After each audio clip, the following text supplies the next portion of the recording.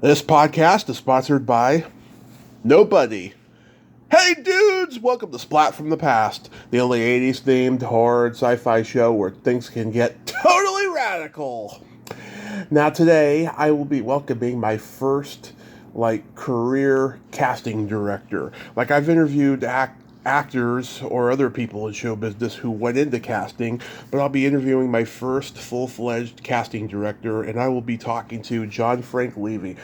John is a four-time Emmy Award winner. He casted classic shows as Growing Pains, China Beach, ER, The West Wing, lots of good shows. And he has a memoir out called Right for the Role. I guess it's like part memoir, part, how to be a casting director kind of a book. He is being connected to me by my good friend Allison Croft, who's been on the show several times.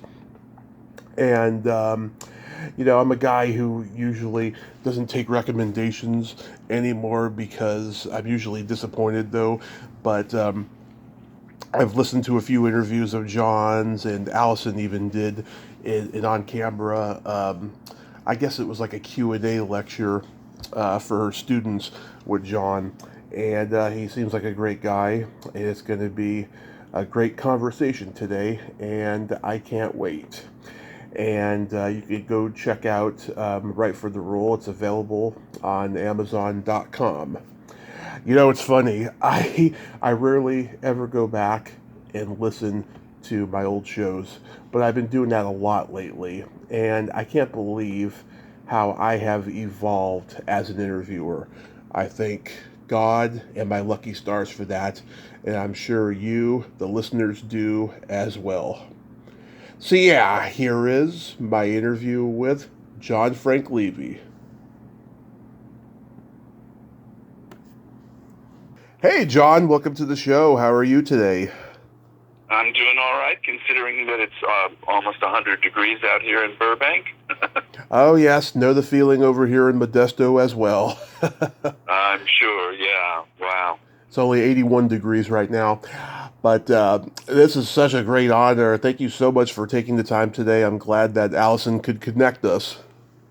Oh, me too. Thank you. I appreciate the invitation. Get an opportunity to talk to your community and see if we have something to talk about. Absolutely. So, this book you've written, Right for the Rule, what made you want to write it? Well, I didn't really want to on my own, but I got a number of people over the years have suggested that it would be something I should try. And, the pandemic gave me lots of time to focus on it, and I got introduced to the wonderful woman who wrote it with me, Trudy Roth. And we had a lot of fun early on. She just put me through my paces and made me send her an email at least once a day, sometimes as many as 5 times a day, with a summary. And eventually the form of the book started to emerge, and eventually we were able to meet in my backyard with masks, and she interviewed me at great length, and the book was the result. Wow. So it was kind of like a quarantine project. Yeah, kind of. Yeah, I don't think I would have been able to do it if we'd been working full time. Both Animal Kingdom and Shameless ended shortly after the pandemic in the summer, in August. And so I had nothing but time on my hands, and it turned out to be a great use of time. Yeah. How long did it take to write? Over a year. Over a year. In this book, is it like a part memoir and part walking through the general casting process for the reader? Yeah, I mean, it is the history of the casting process, and specifically the casting process for the shows that I had the privilege to work on. But one of the major things that Trudy contributed to the book, among many, was that she insisted that I make it as personal as I was willing to.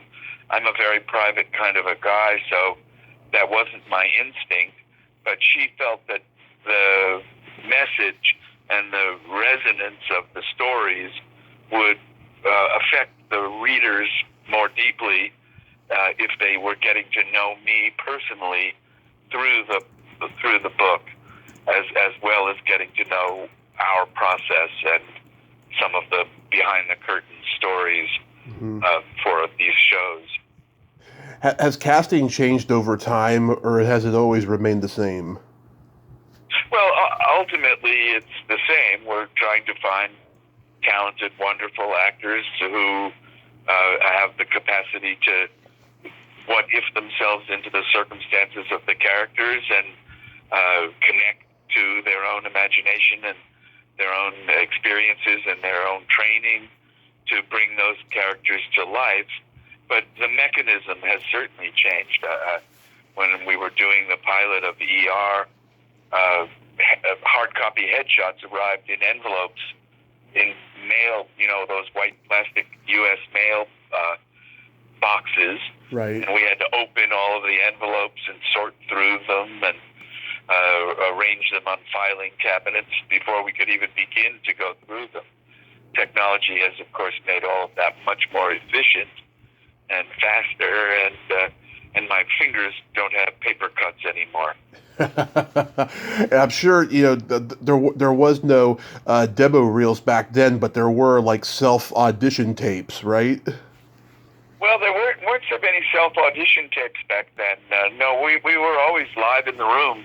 Mm-hmm. I'm not sure that obviously the camcorder or the Portapack or all those early renditions of videotaping machines probably existed, but it wasn't until they became digital and there was a pandemic that the self-tape world became the world we were living in. I know, and I know so many actors who rather do it in person than on self-tape. It's a real hassle for them, Yeah, it replaces the hassle of driving around town and changing clothes in the men's room or the ladies' room when you're going up for the professor, and then 5 minutes later you're going up for the rapist. Well, they preferred the intimacy of coming in, shaking hands, looking you in the eye, and just feeling the energy. Very much. Yeah, feeling the energy of the room, pretty much. Absolutely. So going back in time, you were originally into theater, right? Yeah, that's where I started in college, and actually even before that in high school. But in college, I started directing more than acting, and that became my focus. And when my then wife and I moved to California, I started to work in the LA equity waiver scene, and I was fortunate enough to cast a young man in a play I was directing who happened to be in a relationship with the person who was the head of audience development here in LA at the Mark Taper Forum, a wonderful guy called Bob Schlosser. Mm-hmm. And Bob came to see the show that his partner Jeremy was in, and he liked it so much he invited Gordon Davidson to come to see it. And Gordon was, of course, the founder and artistic director of the Mark Taper Forum here in LA. And as a result of that, Gordon offered me a fellowship at the Taper, where I was there for a couple of seasons, 2.5 seasons, assisting directors on the main stage and directing readings of new plays for the staff to consider to be programmed into the schedule of new plays and the festival of new plays, and also worked at their literary cabaret at an Italian restaurant down the street from the Music Center, where we did little staged readings of various things that kind of were hand-in-glove partners to whatever was on the main stage at the Taper. For instance, when they were doing a play by Jules Feiffer, the famous cartoonist, we brought to life his Sunday cartoon every week at the restaurant, along with some of his staple cartoons, and that was great fun. Yeah, that's so cool. Yeah, one thing I heard you say in a previous interview that I was very intrigued by is that when you were in college, you and some friends, you turned a cement factory into a theater company. correct. We did that, and we were able to get some funding from a relatively new company in Rochester, New York, called Xerox. Mm-hmm. And we went in there and pitched them, and the guy wrote a check for $10,000, which made it possible for us to convert the cement factory. And of course, notoriously, as we had finished emptying out the cement factory before we began to install the seats and the lights and the stage and all the rest of it, I closed the giant barn door to the cement factory, and there was one piece of a 2x4 still lodged in the mechanism, and it came down and hit me in the head. And my long hair was matted with my blood. It was a kind of a remarkable, dramatic way to open a theater. Yeah, I mean, I've talked to like the old people from the old improv groups, and when they started, they were performing in rinky-dink theaters that didn't have seats. Everyone had to bring a pillow to sit on, or they were doing it in like the party room of a bakery or a bowling alley. I mean, the things you could get away with back then. Now, of course, you have to get city approval and legal channels to like actually start a theater and all that stuff. Because I mean, you can start small like that now, but it's just it's a different world now, Yeah, absolutely, and in so many ways, the old world it made it impossible to become really creative, and it also sort of originated the idea of site-specific theater projects, which was very fun to do a play in an old haunted house where the audience moved from room to room. It was a lot of fun. Yeah. Did you want to be an actor at first? I started out wanting to be an actor, but I wasn't terribly good, and I was much better as a director. And then eventually, I learned that I could speak the language of the writer, the director, and the actor, Mm-hmm. and that was what made me right for the role of the casting director. Nice. Now, I'm curious as to what motivated you to move to L.A. Was New York too competitive for you in terms of theater? Because L.A. is not known for being a theater town. No, I was just married at the time, and the woman I had been married to, was the mother of my children, Mm-hmm. who came from Kentucky, and she didn't really want to live in New York, and I was okay with that. I kind of had it with East Coast winters, and after 4 years in Rochester, New York, where it snows from April to all the way back to October. Mm-hmm. So we wrote letters. Remember them? Yep. To a lot of our friends who lived in different cities, and the people in LA answered first. So we got on a train after we got married, and in Chicago, and had a sleeper car, and came out to LA, and when we got here, it was raining for 5 days straight. Wow, 5 days straight. I thought to myself, the mamas and the papas who wrote that song about it never rains in Southern California are full of crap. Yeah. It makes for a good song, though. Absolutely, yeah. Yeah. So, I mean, all that experience you had in the theater, it really prepared you for the film and television, right? Yeah, absolutely. It as I said, it made it clear to me that the casting director, which I didn't know existed until I got to the Mark Taper Forum in 1980, I was, I think, about 30, and I discovered what a casting director was because there was one on staff. And I thought, that's an interesting role. I think I might be good at that. And some years later, I got the opportunity, and now I've been doing it for a very long time. Yes. So you started as a casting associate? Yeah, I worked for a wonderful woman named Barbara Clayman first, Mm-hmm. and then a fabulous teacher and great casting director named Marcia Kleinman after her. And then I got hired at Warner Brothers by Phyllis Huffman, and I worked at Warner Brothers for a great many years, until they transferred their casting department from actively casting to sort of supervising other casting directors, and I didn't want to do that. That didn't interest me. So I left, and I went to work directly for John Wells, who I had been collaborating with, all the way back to China Beach. Mm-hmm. And it turned out to be a good decision, and we did a lot of great things together with a lot of other people who are lifelong friends, who were writers and producers and directors, and actors, of course, who we hired for those projects. Now, you were a casting associate on the miniseries Dress Gray, which was an early acting part for Alec Baldwin. That's correct. I was working for Marcia Kleinman, and the great director Glenn Jordan was directing that project, and it was I believe it was for NBC, if I remember correctly. And yes, the director, Glenn, really wanted to use another guy, and he kept screen testing him, and the network didn't go for it, and eventually Alec emerged. And yes, I think it was one of his very early jobs.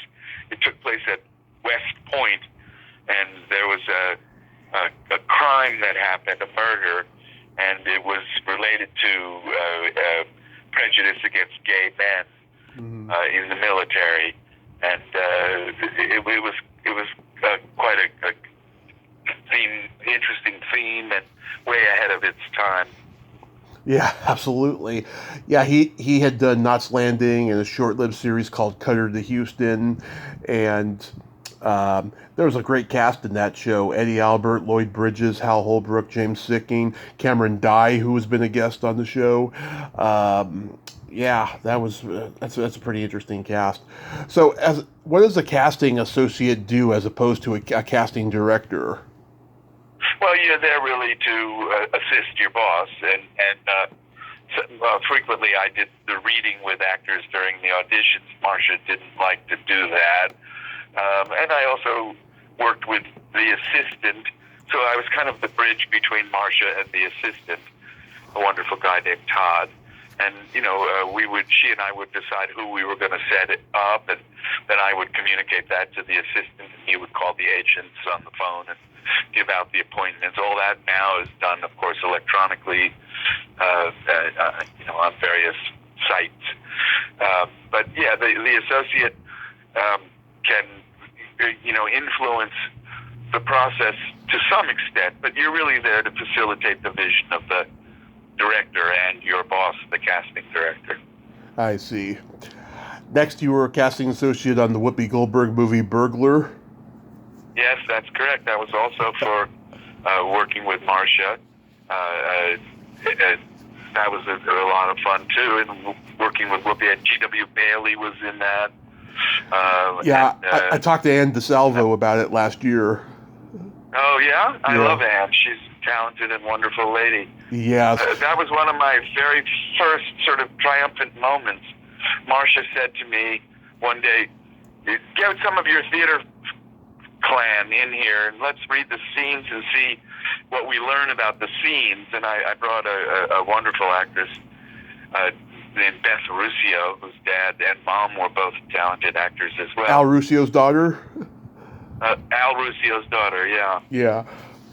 And Beth not only taught us a lot about the role, but she ended up getting the part. Nice. And that was very exciting for me. Yeah. Do you know how Michael Nesmith got to have a cameo as a cab driver in it? I don't remember that. I'm sorry. That's one of the things I've forgotten. Yeah, that's always been a mind-boggling mystery to me. But that's perfectly. He must have known somebody in the production, right. and he wanted to be in it, and so the director must have agreed that was a good idea. Yeah, that's generally the case. Yeah, it was Hugh Wilson who directed it. That's right, Hugh Wilson.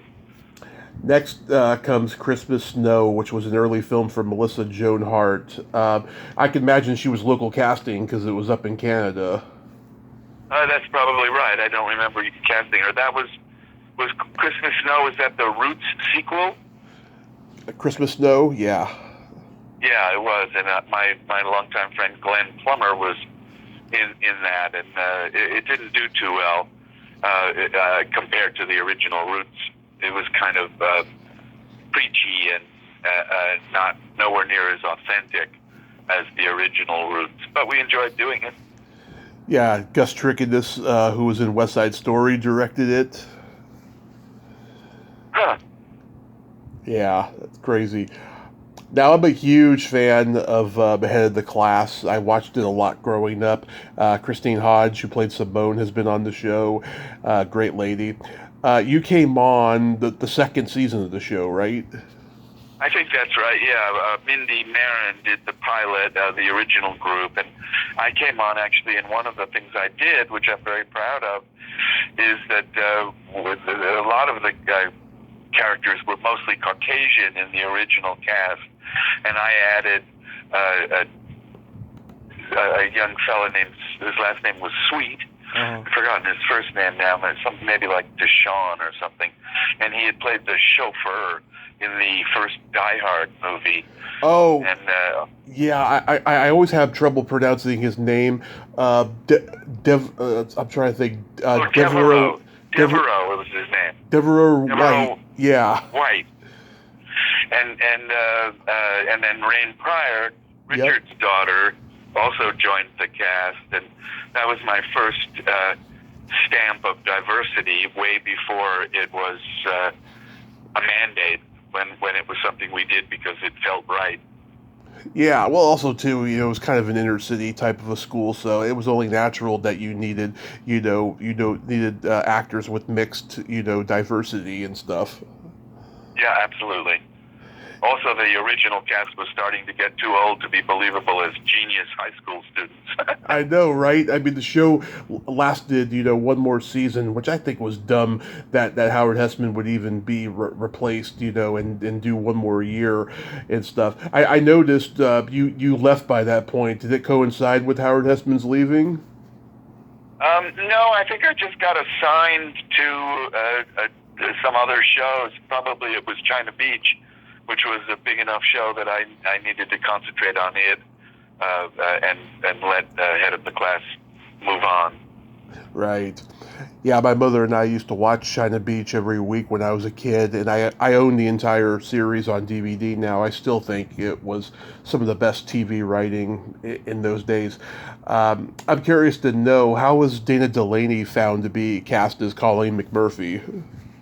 Well, she had done a bit of a run on Cheers, I think, and so she was a bit of a known commodity. But she just came through the audition process. I had met Dana some years earlier when Marcia Kleinman and I were casting a movie for television starring James Garner and James Wood that centered around mental health. Promise. And Dana, yeah, exactly. And Dana auditioned for a part of a young date for James Garner. And in the scene for the audition, Garner's character tells a joke, and she starts to laugh and then falls off the couch laughing and crawls across the room and climbs up on his lap and gives him a smooch. And she told that story at the Casting Society when I got an award some years later. She said, find a heterosexual casting director, kiss him in an audition, wait 10 years and get the lead in a series. It's terrible advice, but it's a funny story. Yeah. I look up her IMDb here, and she wasn't on Cheers. I remember when she was on Magnum PI, though. Oh, yeah? She wasn't Cheers? I don't see Cheers here, no. And she did a bunch of soap operas when she started. Yes, of course. Yeah, she's great in everything she's in. Nan Woods, I don't know why she left the business or why she's never popped up again. She was great as Cherry White. Do you remember how she was? She was great, but she was very unhappy. She didn't like the life of a professional actress, and she went back to Chicago where she had come from and had a much more normal life, which I don't know how it turned out for her, but yeah, we wished her well and sent her home.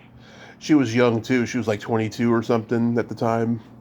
Yeah, very young. And Chloe Webb, I think she should have been on the entire run. She was very quirky and likable as Laurette Barber. Yeah, she was great, and she's a wonderful person, and I recently had the opportunity to see her because we all gathered, the whole China Beach group gathered for a memorial for the wonderful showrunner and writer John Sacred Young, who died last year. Yeah, oh God, I remember. Yeah, that was awful. He was very talented. I can't imagine anyone but Jeff Kober as Dodger. How did he come to be cast? Again, just through the audition process. And Jeff now is still acting quite a bit, and he's also a well-respected meditation teacher who's written a book about bliss, which is I've read some of, and it's very interesting. It's amazing to think that a guy who could play Dodger turned out to be a meditation teacher. Yeah, I know, right? It's always several 7 degrees left. Yeah, I almost met him at a horror convention once about 4 or 5 years ago. Sadly, there was so much confusion, so many people there that day that I just never got around to meeting him. Then you came on the last season of Growing Pains. Can you take credit for discovering Leonardo DiCaprio?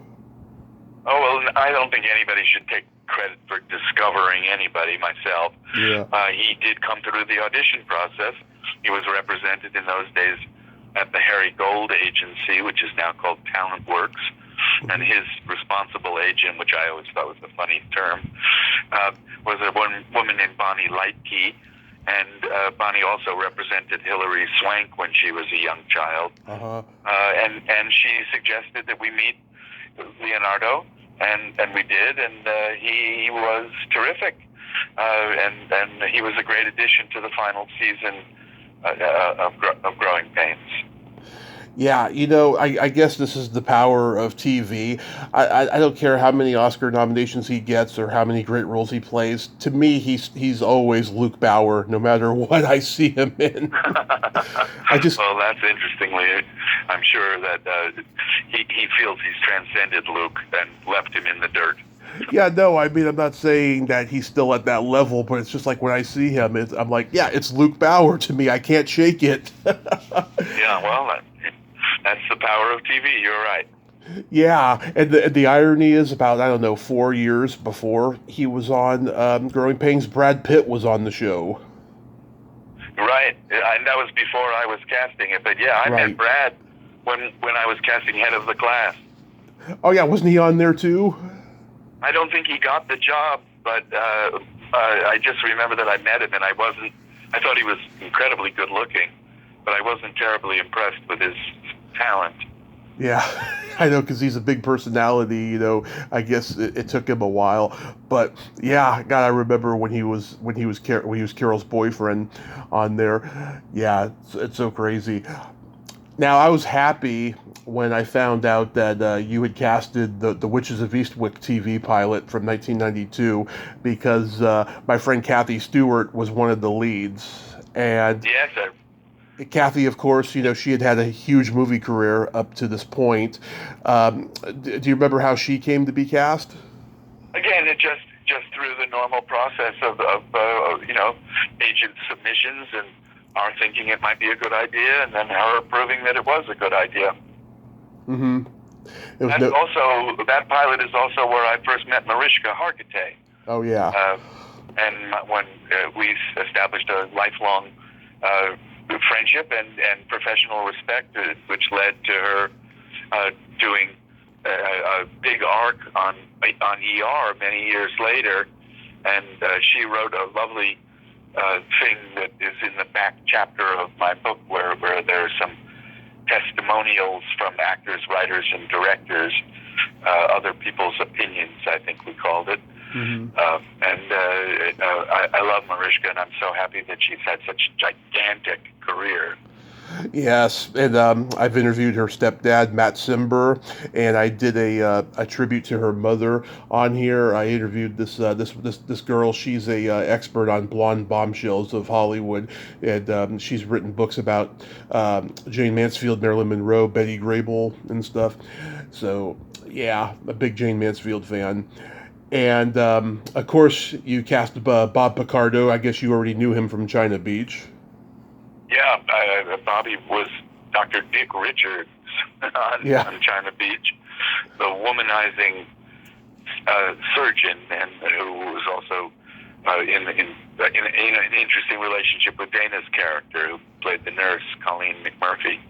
Yeah, he's great in everything. I mean, he can do comedy really, really well and steal scenes. Yeah, you're right. You know, Bobby always loved to bring a prop into an audition. Yeah. I have a vague memory of a meerschaum pipe. Uh-huh. Yeah, Yeah. I'm not surprised. So with the Adventures of Briscoe County Jr., I've always found Bruce Campbell's casting to be interesting and very karmic because I've heard him say in interviews he was not enjoying living in L.A. after he had moved there once his career with the Sam Raimi and Coen brothers movies were taking off, because he was having trouble getting roles outside of them and everything. Uh, how did his casting come? Was it like everyone else's pretty much? Yeah, it was pretty much an agent submission, but the thing I remember most about Bruce's audition, I had a very small space, maybe 8 feet by 5 feet, which was the area that the actor who was auditioning in would be in, standing or sitting. And my associate at the time, Patricia Noland, and I would be sitting on a couch in a chair, and we'd be reading with him. And there was a scene where a group of Chinese people who worked at a restaurant pretended to be delivering Chinese food to Bruce, and it launched immediately into a giant action comedy fight scene. And Bruce literally did a full front flip in that little space, and he scared the bejesus out of me. I think I actually shrieked. Yeah, I met. He was wonderful in the Adventures of Briscoe County Jr. It was a show before its time. It had a science fiction element, and it was a comedy drama, and it was a western. Yeah, it was a great underrated show that should have gone a while, but yeah, I guess it was ahead of its time. It's funny, about 2 years after this show, Richard Dean Anderson did a Western show called Legend that only lasted, like, I don't know, maybe 12 episodes, and it had that same element of, like, it was a Western with sci-fi elements. It was about time travel and stuff. Yeah, so I guess maybe it inspired that. I don't know. But I don't know either. But you know that one of the writers was Jeffrey Boehm, yeah, who had worked on Lethal Weapon, the original, and the other writer, who was his sort of second chair, was Carlton Cuse, who's gone on to have a legendary television writing and producing career, including Lost, among other things. oh yeah, it started careers, absolutely. Now you've won what, 4 Emmys? Yes, I've won 4 Emmys and been nominated 6 times, and the 2 times I lost to myself. Now, where do you keep your Emmys? They're in my house here, on various shelves, along with some awards I've gotten from the Casting Society that they call the Artios Awards, and also a Lifetime Achievement, the Hoyt Bowers Award, which the Casting Society was generous enough to award me with at some point a decade or so ago. Nice. Now, ER and West Wing, those are probably the two most successful shows you had worked on up to that point. Were you surprised when they took off the way they did? I wasn't surprised, but I also, you never can predict. You never know. I just knew that the ER script was fantastic to read, and then it played so fantastically in auditions, and then we were able to get everybody's enthusiasm during the casting process for the people who were the original regulars. So I knew that if Rod Holcomb, who directed it, executed it, and John Wells, who was the executive producer, if they executed it as well as as they ended up doing, that it had a real chance. And of course, it skyrocketed. And the myth, or at least perhaps it's a myth, maybe it's the truth, is that when NBC tested it, it tested so high they thought there was something wrong with the testing. Hmm. Yeah, I think both of those shows took on a life of their own, especially ER. I mean, George Clooney had been working over a decade up to that point in various stuff, and people kind of knew who he was. But then, Right. when this show started, I mean, he became a phenomenon like the Beatles. Yes, absolutely. I keep plugging my book, Right for the Role, but George had played lots of roles that he wasn't quite right for, and so Yeah. those projects didn't go. But Dr. Doug Ross encapsulated everything that George is: funny, dashing, charming, great with kids, complicated in his love life, and all of those things became virtues, and he became the giant star, and then he even became an even gianter star when he made the transition into movies. Absolutely. Did you cast Ellen Crawford on ER?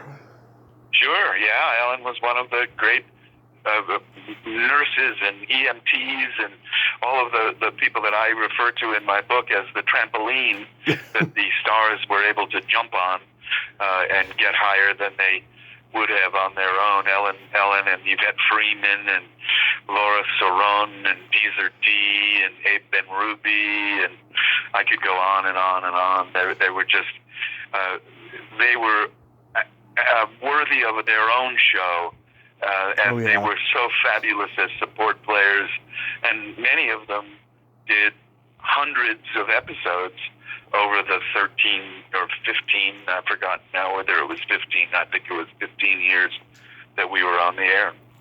Oh, yes, I had her on last year. Very funny lady and very sweet. I remember she did an episode of China Beach where her and Richard Lineback are like a couple in this really funny scenario where I'm trying to remember what happened. They're like interviewing like Mark Helgenberger to stay in their place, right? And then something with Dana Delaney is going on where she's like going in and out of the house. It's really, really funny. Yeah, and Richard's a funny actor too. That's a great example of how you know you can make a romantic couple and they don't have to be beautiful. Ellen is so talented and wonderful and smart and lovely, not particularly Hollywood gorgeous, and Richard certainly isn't. But they would make an interesting and fun couple. I'm glad to hear that I cast them.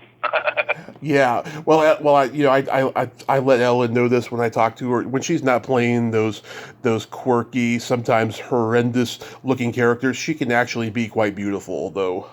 Well, yes, of course. I didn't mean to say she wasn't. Yeah, I know.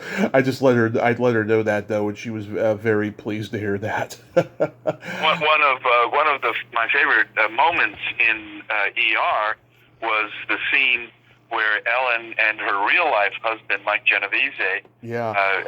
got married on screen, and that was a lot of fun.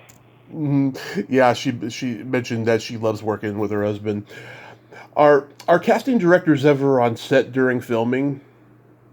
Well, in the old days, I used to go down to the set on the first day of a major guest's arrival, so that I could greet them and welcome them and maybe introduce them to who they're going to be playing opposite and sort of continue my role as a host. But of course, during the pandemic, we couldn't go anywhere near the set, and so I wasn't able to continue that tradition. But during ER, I did that quite a bit, and it happened that my office was directly across the alley from the back door to the soundstage where ER's main set was. So, and frequently in those days, a director who I would be working with would call me and ask me to come to the set to talk about the upcoming episodes and like that. Right. Did you ever want to cast like, big movies and not just television, but was never able to find your footing in it? No, I really love television. When you're working on it on Tuesday, it's going to be shooting the following Monday. I love that it happens. Movies take forever to go through the process that we do in 8 days. They might do that in 6 months. And I'm not a patient person. My metronome clicks back and forth at the pace that television goes. So television was always a much better creative fit for me. Yeah, and also too, I heard it was a lot more lucrative back then. For casting directors, I don't think nothing is ever lucrative. Really, I there's mean, not. we make a great living, and I'm not complaining at all. But one of the things is we don't get residuals, and if I got 25 cents every time ER aired anywhere in the world, my retirement would look a whole lot sweeter. Did you cast Allison in anything? Allison Janney? Allison Croft. Croft. Yeah. I've certainly auditioned her, and we've become good friends. She's been so supportive of my book, and we've done a number of events together. But you'd have to look at her IMDb page to make sure. I think the answer is no, but I have cast tens of thousands of parts, and in collaboration, of course, with writers and directors and producers, and so I can't remember everything. Okay, yeah, because I saw her interview you on camera during her class lecture or whatever that was. Yes. Yeah, I thought you two worked really well together, and thought it was really, really cool. Now, I know we can't talk about new stuff during the strike, but until the strike happened, were you still working on stuff? Well, I've been a little bit of a hiatus from actively working on television. I have been doing a couple of small independent features, helping old friends who were foraying into that arena and trying to help them attach actors that'll help them raise funds and like that. But also I've returned to my roots and have been working directing new plays in developmental projects and enjoying that terrifically. And I've been spending most of the time since last, I guess it was August, when the book came out. I've been doing interviews like this and finding it really interesting to reflect back on my history professionally and some of the great memories and fun stories and moving and important moments that happened in my casting career, and trying to take advantage of my senior status to give back to a generation that maybe doesn't know much about China Beach or ER or even The West Wing. We haven't talked at all about Shameless, which was on the air for 11 years. Yeah. It was the second longest running show of my career. It was in development for a long time, and they wanted to do it on NBC, and I'm so glad it didn't happen, and that it sort of got stuck on the shelf for a while, because then when pay cable emerged, and we were able to do much more explicit sexual content and other kinds of content that would not have played well on network television. Yeah. It found its home, and it was right for the time and right for the network of Showtime. And when W.H. Bill Macy was attached to play the worst father in the history of mankind, his likability and wonderful talent really made the show go. And then, of course, we added, as his oldest daughter and major conflict person, the fabulously talented and brave Emmy Rossum.